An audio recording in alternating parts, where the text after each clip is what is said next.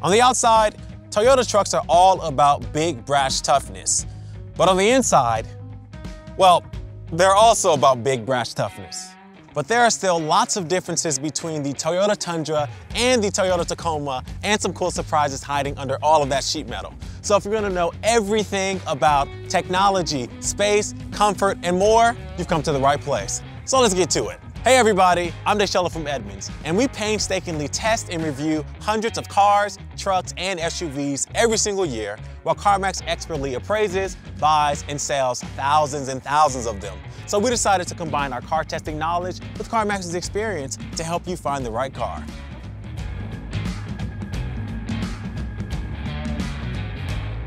The Toyota Tacoma. We all know it because it's been around forever. This generation debuted in 2016, and this one is a 2021 model, the TRD Off-Road to be exact. There are lots of trim levels to choose, but this one is a great combination of standard features and rugged equipment. What are the biggest pros of the Tacoma? Well, it's simple. It's great off-road, the interior is easy to use, and the bed is scratch resistant. In terms of this comparison, another pro is that the Tacoma is smaller and easier to maneuver than the Tundra, but more on that later. On average, CarMax sells Tacomas for around $40,000, depending on things like trim level, mileage, options, and other factors. Now, if you think the Tacoma hasn't been around for a long time, woo, baby, wait until you hear about the Tundra. This thing first debuted back in 2007. Now, this one is a 2021, and it's the last model year of this style. There is a redesigned model for the 2022 model year, but if you're playing the used car game, models like this are the ones you're more than likely to find. This is an SR5, one step above the base. So what are its biggest strengths? Well, it has a powerful V8 engine that comes standard, a big spacious back seat, and some surprising standard driver's aids. And then of course, in this comparison, it's a size up and a whole lot stronger than the Tacoma. CarMax sells Tundras for an average of around $48,000, depending on trim level, mileage, options, and other factors. These two trucks are at the top of the list for a whole lot of used car buyers out there. If you're gonna buy one of these, you're gonna spend a lot of time inside, so it's important that you see the interior. So let's check it out.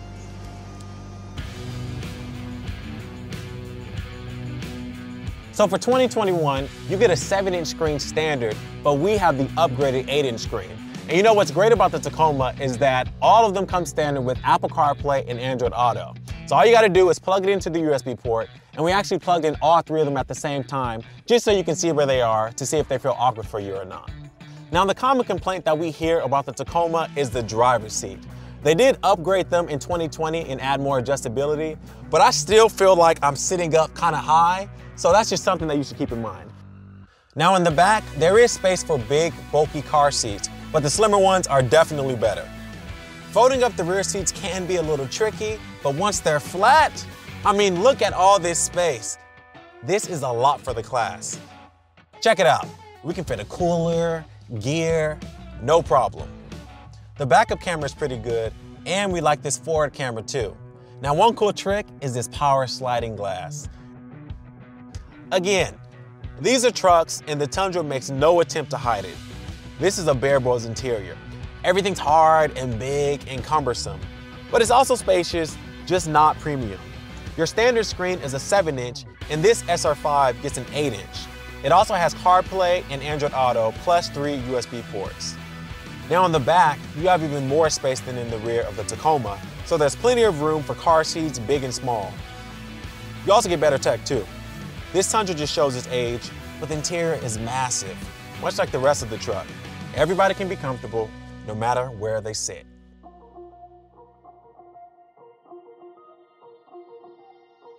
Now let's talk beds. You can get a 6.1-foot bed on the Tacoma, but I have a feeling that you're probably looking for a 5-foot bed like this one, and that's perfectly fine, because it's super capable, and let me tell you why. Every Tacoma comes with a composite bed.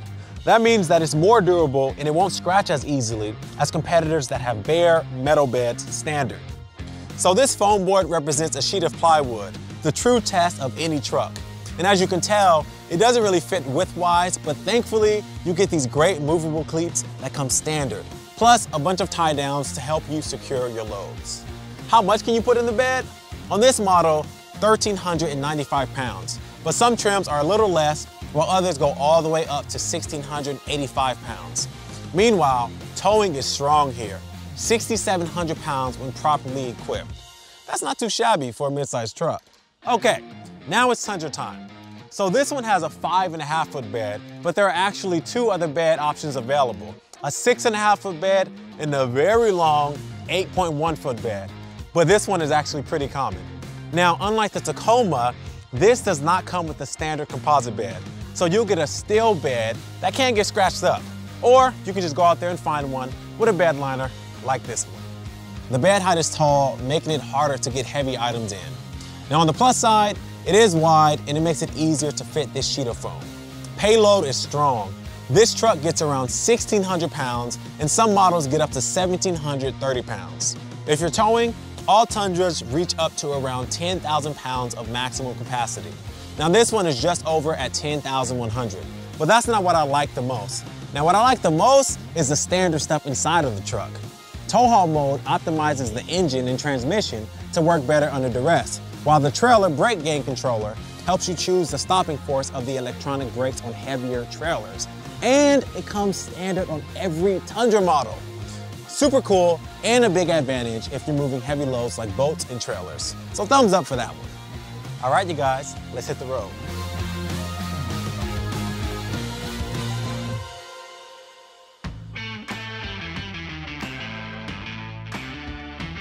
So the Tacoma is small compared to the Tundra, but it's still a big truck. So how does that affect you? Well, for starters, you gotta be able to see out of it. And we think that the Tacoma scores really high in that department actually. First off, you sit up really high, and the body of the Tacoma actually slopes down at the hood, so it gives you really good visibility of the road ahead. It also has these big windows and side mirrors, so it gives you a really good 360 view of the truck at all times, and that's really important. Now, when it comes to the engine, you can get a 4-cylinder, but you'll most likely find one with a V6 like this one. And you know, it's not like the most exciting engine, but it does have a really nice consistent thrust, and this 6-speed automatic transmission is super easy to get used to at any speed. Now, one thing that you do need to know about this truck is that the brakes can feel like they grab hard, so it makes the front of the truck dip and dive a lot more than other trucks this size.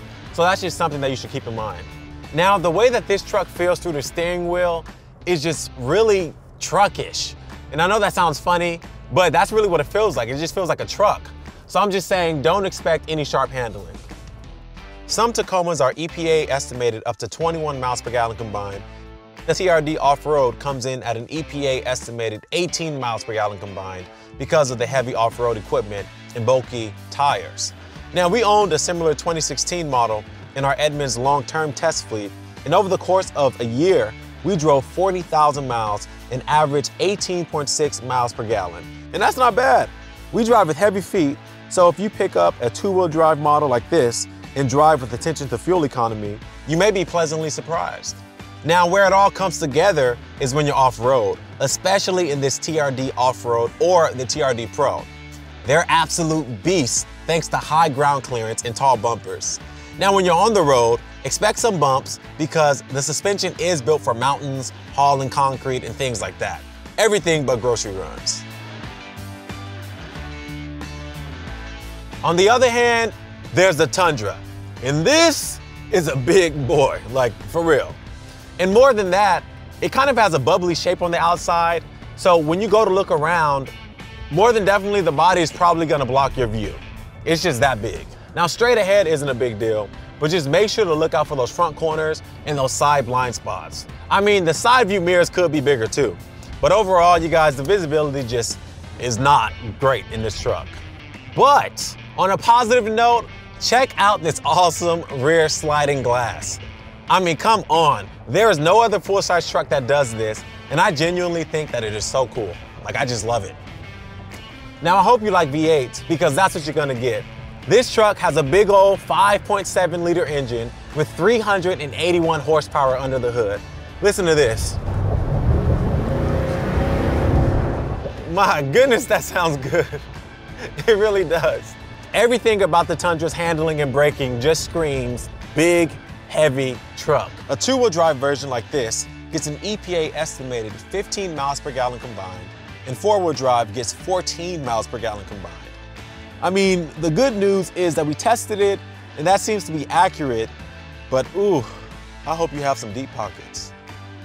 The Tundra is also pretty strong off-road, especially if you seek out the TRD Pro version, but its massive size prevents it from being a real billy goat like the Tacoma.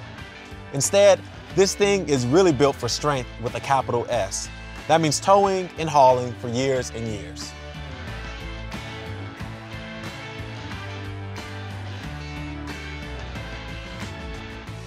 This really comes down to how much muscle you really need. Because if you're trying to compare both of these trucks, chances are the Tacoma is more than enough truck for your daily activities. Now, if you want to pull a horse trailer or tow some heavy equipment, then that's a Tundra's job. But both of these trucks have strong reputations for good reasons. Plus, they have some cool interior features that are just a little cherry on top. Now, as for me, I'd go with the versatility of the Tacoma and save a little gas money while I'm at it. But hey, let me know what you think about it in the comments down below. Thank you guys so much for watching. Make sure to like and subscribe to CarMax's channel. Plus, if you want to learn more about either one of these trucks, click down below for an in-depth article. See you next time.